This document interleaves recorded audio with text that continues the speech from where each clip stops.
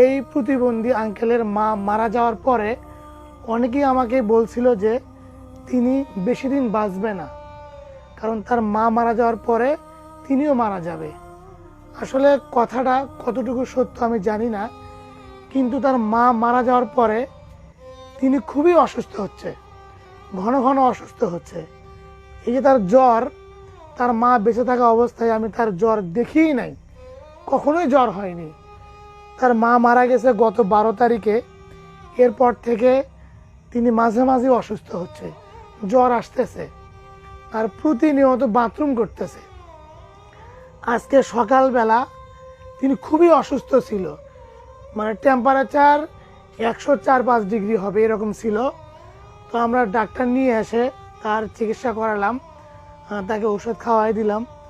এখন আলহামদুলিল্লাহ জ্বর নেই, জ্বর একটু কম। মানে এই যে মানুষগুলো বলছিল, মানে কমেন্টেও আমাকে বলছিল যে তিনি আর বেশি দিন বাঁচবে না।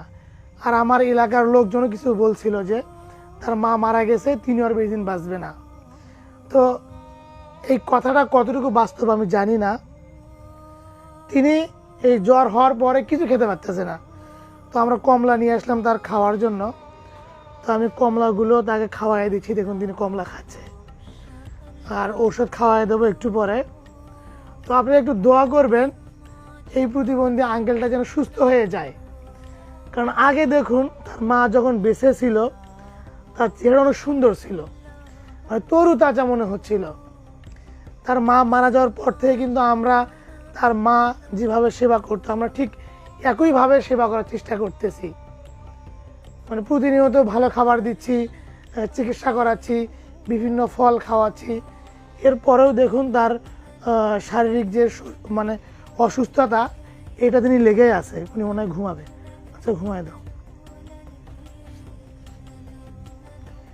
মানে খুবই অসুস্থ হয়ে গেছে। এই যে আগে আমি যখন বাইরে নিয়ে যেতাম বাথরুমে, তো শুধু ওনার হাতটা ধরলেই উনি মানে হেঁটে হেঁটে যেত। এখন ওনার যে অবস্থা, ওনাকে দুইজন দুই পাশে ধরে নিয়ে যাওয়া লাগে। আগে বাথরুম করতো পায়খানায় নিজে, এখন এই বিছানায় বাথরুম করতেছে।